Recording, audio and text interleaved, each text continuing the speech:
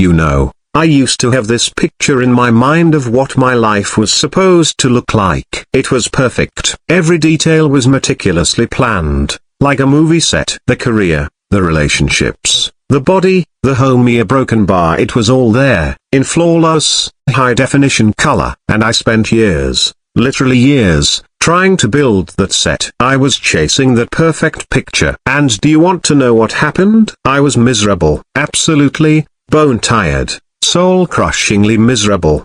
Because I was never building a life. I was just constantly, endlessly, fixing the set decorations before they could ever be seen. I was so terrified of a single thing being out of place, of a single line being delivered wrong, that the curtain never went up. The movie never started. I was just a stagehand in the empty theater of my own life, waiting for a perfect moment that never, ever came. I see that look in your eyes now, that flicker of recognition, because you know that feeling, don't you? That tightness in your chest when you look at your to-do list, and it's not all checked off. That voice that whispers in your ear when you look in the mirror and the reflection doesn't match the airbrushed ideal in your head. That heavy sigh when you make a single, tiny mistake in a project and your mind immediately tells you, well, you've ruined it now, might as well give up. We have been sold a lie, a beautiful, seductive, and utterly toxic lie. The lie of perfection. It tells us that if we can't do it all,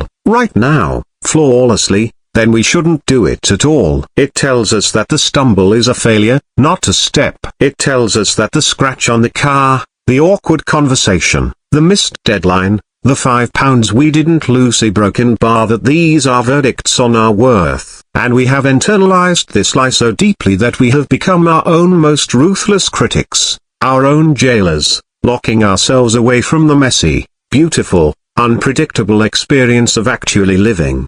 But what if I told you there is a key, a simple, profound, life-altering key? It's a shift in a single word, a shift from perfection, a broken bar, to progress. Let me tell you a story. There was a man who decided to learn the piano. He dreamed of playing complex, beautiful concertos. He sat down on his first day, full of excitement, and placed his fingers on the keys. He tried to play a simple scale. It was clumsy.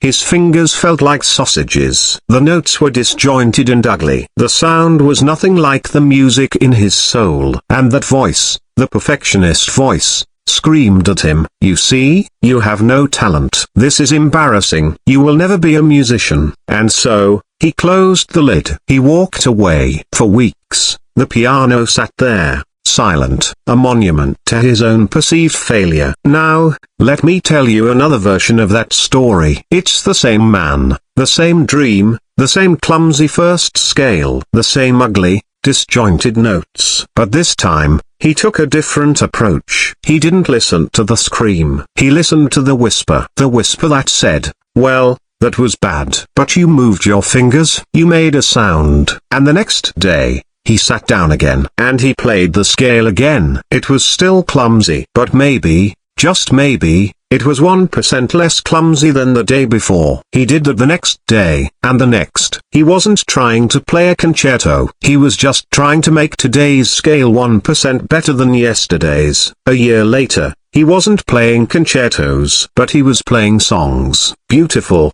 simple songs that filled his home with joy. He was a musician, not a perfect one, but a real one. He had chosen progress. Progress is not glamorous. It doesn't photograph well. It's the messy desk after a long night of work. It's the sore muscles after a good workout. It's the awkward first draft of a story. It's the slightly better scale on the piano. It's quiet. It's humble. It's patient. But my goodness, is it powerful? Progress is a force of nature. It is the slow, steady, unstoppable drip of water that, over time, carves the canyon through solid rock.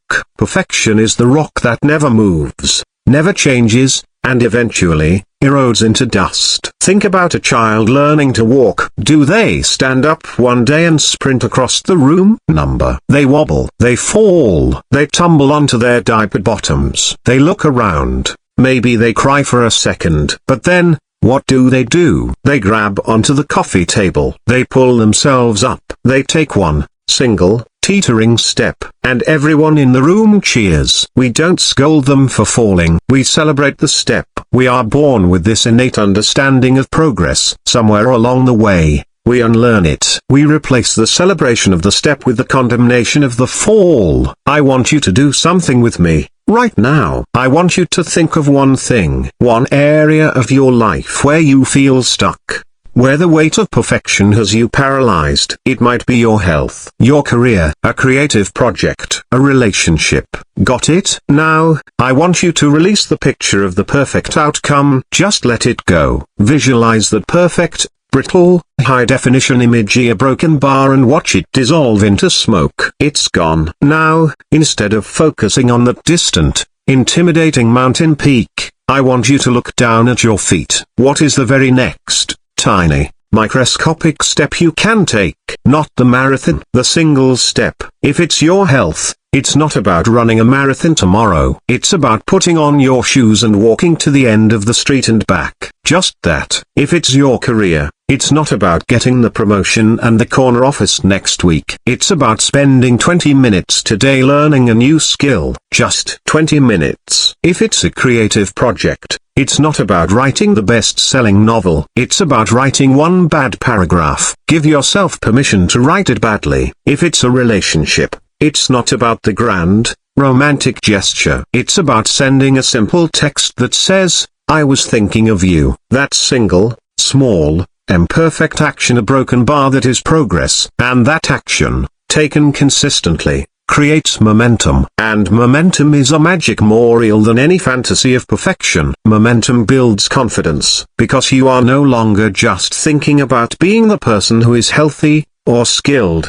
or creative, or loving. You are acting like that person. One small action at a time. You are gathering evidence against the voice of the critic. The critic says, you're lazy. And you can point to the walked mile and say, not today. The critic says, you're not a writer. And you can point to the paragraph, no matter how bad, and say, this says otherwise. This shift changes your relationship with failure. For the perfectionist, failure is a full stop. It's a verdict. It's the word no stamped on your forehead. For the progress seeker, failure is data. It's feedback. It's the word adjust. You tried a path, and it was blocked. Okay. Note it down. Learn from it. Turn around, and find another way. Thomas Edison didn't fail 10,000 times. He famously said he found 10,000 ways that didn't work. He was a master of progress. Each failure was a step that eliminated wrong path, bringing him closer to the right one. Your journey is not a straight line. It is a squiggly,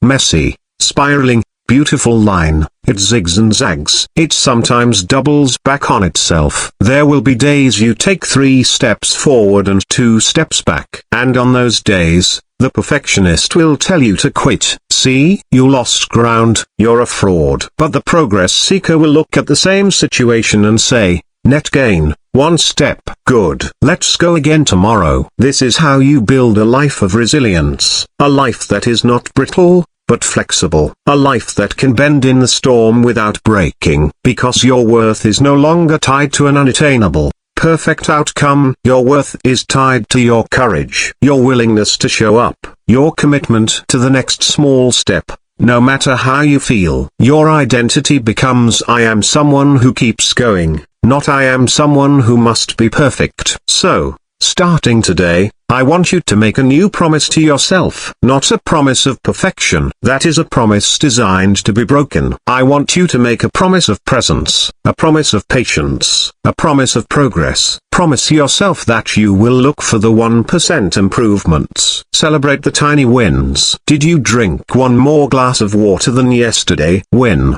Did you manage to be 5 minutes more patient with your kids? Win. Did you resist the urge to scroll on your phone for 10 minutes and instead read a book? Win. Did you simply get out of bed on a day you wanted to hide from the world? Massive win. Stack these wins. Let them be the bricks with which you build your new life. A life not of a perfect, static picture, but of a dynamic, evolving, and breathtakingly beautiful story. Your story. The world doesn't need your perfection. The world has enough of that in filtered, curated feeds. The world is desperate for your progress. It needs your real, messy, authentic, trying, stumbling, getting back up again journey. That is what inspires. That is what connects. That is what changes things. So, close your eyes, take a deep breath, and feel the weight lifting. The weight of the perfect body, the perfect job, the perfect life. Let it dissolve. All that remains is you, right here, right now. And the next small step. That is all that is ever required of you. Strive for progress, not perfection. It is the shift that changes everything. Now, go take your step.